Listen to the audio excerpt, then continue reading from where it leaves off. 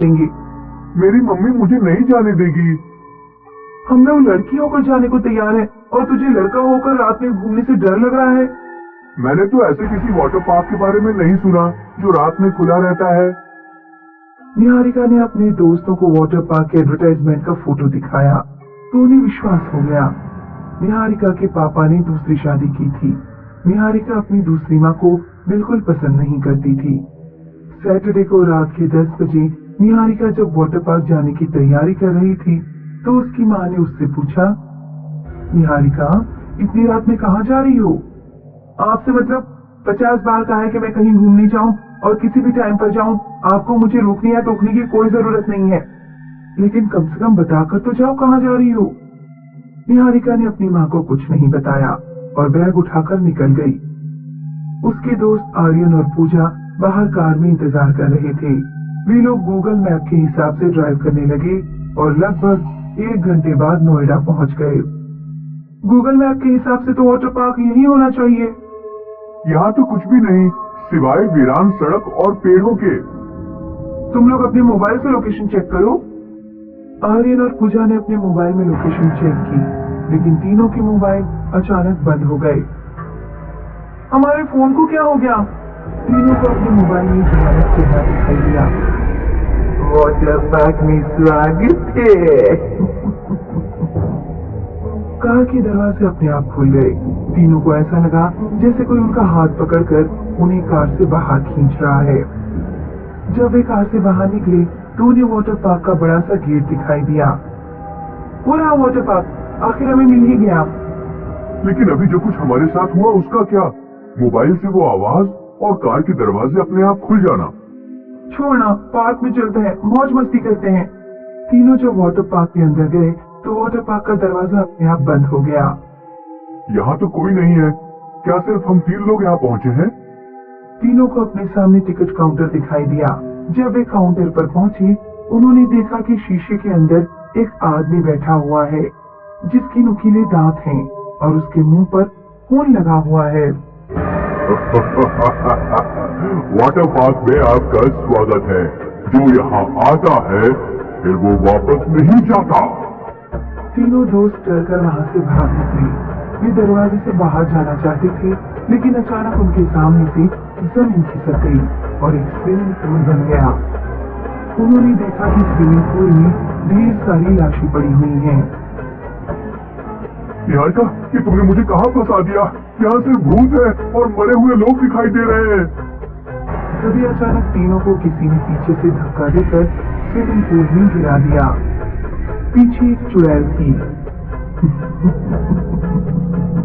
थोड़ी देर बाद अभी मरने वालों में तुम भी शामिल हो जाओगे।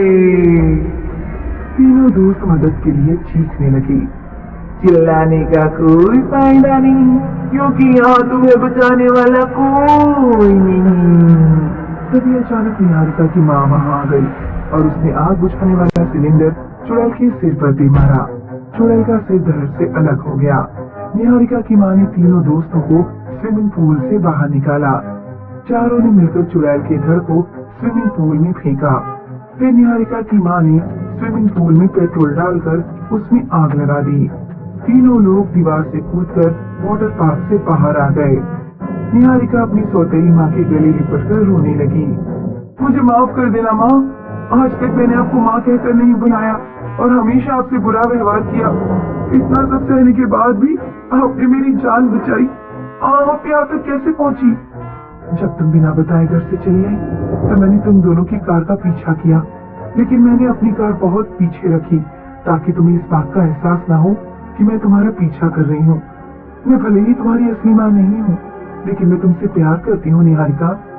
उस रात सभी लोग अपने अपने घर चले गए। अगले दिन सुबह को आर्यन ने जब अपनी कार खोल कर देखा तो कार की सीट पर पिछली रात वाली चुड़ैल का सिर पड़ा हुआ था। आर्यन ने अपनी कार में आग लगा दी। तीनों लोग कुछ दिनों बाद उसी जगह घूमने गए जहाँ वाटर पार्क देखा था, तो वहाँ कुछ भी नहीं था। तीनों को समझ नहीं आया कि उनके साथ क्या हुआ था। मोबाइल में वाटर पार्क की लोकेशन भी शो नहीं हो रही थी और निहारिका के मोबाइल से वाटर पार्क के एडवर्टाइजमेंट का फोटो भी गायब हो चुका था। आपको क्या लगता है क्या था वो जवाब का रहस्य? हमें कमेंट जरूर करें। अपने एक क्लाइंट से मिलने के लिए रोहन को अचानक मुंबई जाना पड़ा। रोहन ने होटल की ऑनलाइन बुकिंग नहीं कराई थी। वह एयरपोर्ट से निकलकर होटल ढूंढने लगा। दिसंबर महीने का एंड चल रहा था। क्रिसमस और न्यू ईयर की छुट्टियों के कारण सारे होटल फुल थे। काफी ढूंढने के बाद भी रोहन को किसी भी होटल में रूम नहीं मिल पाया। वो अपना बैग लेकर रोड पर खड़ा था। तभी एक रिक्शा वाला उसके पास आया। भाई साहब, होटल ढूंढ रहे हैं क्या? हाँ, क्या तुम्हें कोई होटल पता है जहाँ जगह खाली हो? यहाँ से बस 2 किलोमीटर की दूरी पर एक होटल है जहाँ कम ही लोग ठहरते हैं। आप बैठिए, मैं आपको वहीं पहुँचा देता हूँ। रिक्शा वाला अंधेरे रास्तों से रोहन को एक होटल में ले आया। रोहन ने काउंटर पर बैठी रिसेप्शनिस्ट से पूछा, मैम, क्या मुझे एक रूम मिल सकता है? हाँ सर, मिल जाएगा। बस ये फॉर्म फिल कर दीजिए और पेमेंट कर दीजिए। रोहन जब फॉर्म फिल कर रहा था तो उसे काउंटर के नीचे रिसेप्शनिस्ट की चेयर के बराबर में किसी आदमी की टांगे दिखाई दी। रोहन पूछने ही वाला था कि काउंटर के नीचे कौन पड़ा हुआ है, लेकिन उसने अपना ध्यान वहां से हटाया और फॉर्म पर साइन करके पेमेंट कर दिया। चलिए सर, मैं आपको आपके रूम तक छोड़ाती हूँ। रोहन जब रिसेप्शनिस्ट के साथ चल रहा था तो उसने देखा कि रिसेप्शनिस्ट के पैर उल्टे हैं। रोहन का मन हुआ कि वो होटल से उसी समय भाग जाए। रोहन अपनी जगह पर खड़ा हो गया। रिसेप्शनिस्ट ने पीछे मुड़कर पूछा, क्या हुआ सर, क्या कोई प्रॉब्लम है? मैम, आपके पैर? वो बचपन से ही ऐसे हैं। क्या आपको कोई परेशानी है?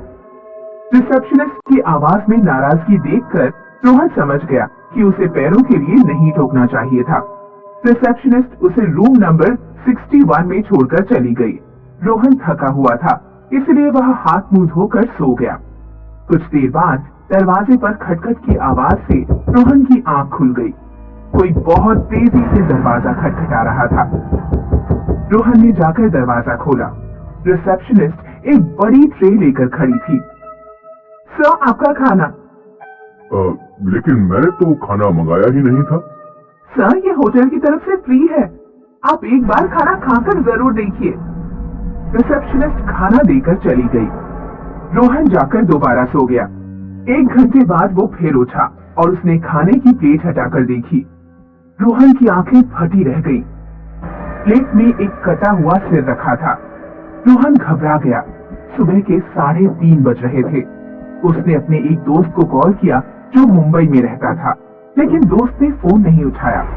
रोहन ने धीरे से रूम का दरवाजा खोला और नीचे रिसेप्शन रूम की तरफ गया। नीचे से हर 2-3 मिनट बाद किसी के चीखने की आवाज आ रही थी।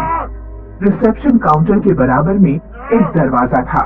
रोहन ने चुपके से उस दरवाजे में झांक कर देखा। रूम के अंदर कई स्ट्रेचर्स थे। हर स्ट्रेचर पर एक एक आदमी बंधा हुआ था।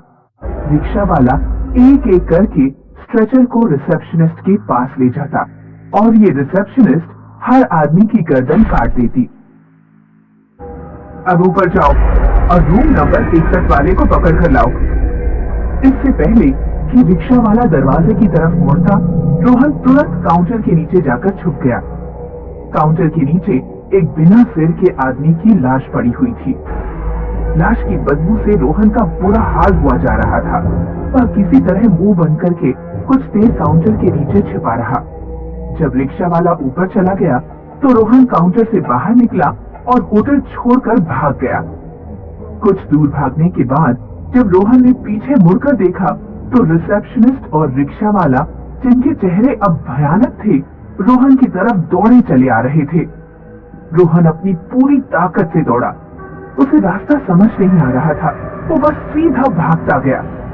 आखिरकार रोहन मेन रोड पर पहुंच गया, जहां कुछ गाड़ियां नजर आ रही थी और कई ऑटो वाले भी खड़े थे। शुक्र है कि मेरा मोबाइल मेरी जेब में है। बैग तो वहीं छूट गया। रोहन ने एक ऑटो वाले से बात की और उसे सारी बात बताई। लगता है आप भूतिया रिसेप्शनिस्ट के चक्कर में फंस गए। आप जिस होटल से आ रहे हैं वो 12 साल से बंद पड़ा है। 12 साल पहले वो होटल बाकी होटलों की तरह ही चलता था। एक दिन दो शराबी उस होटल में पहुंचे। वो किसी बड़ी गैंग के आदमी थे। होटल फुल था, इसलिए रिसेप्शनिस्ट ने रूम देने से मना कर दिया। नशे में धुत दोनों रिसेप्शनिस्ट से छेड़छाड़ करने लगे। रिसेप्शनिस्ट ने जब विरोध किया तो उन्होंने रिसेप्शनिस्ट को गोली मार दी। रिक्शा वाला रिसेप्शनिस्ट को बचाने आया तो उन्होंने रिक्शे वाले को भी गोली मार दी। उनकी हत्या के बाद से होटल और होटल के आसपास दोनों की आत्माएं भटकती रहती हैं।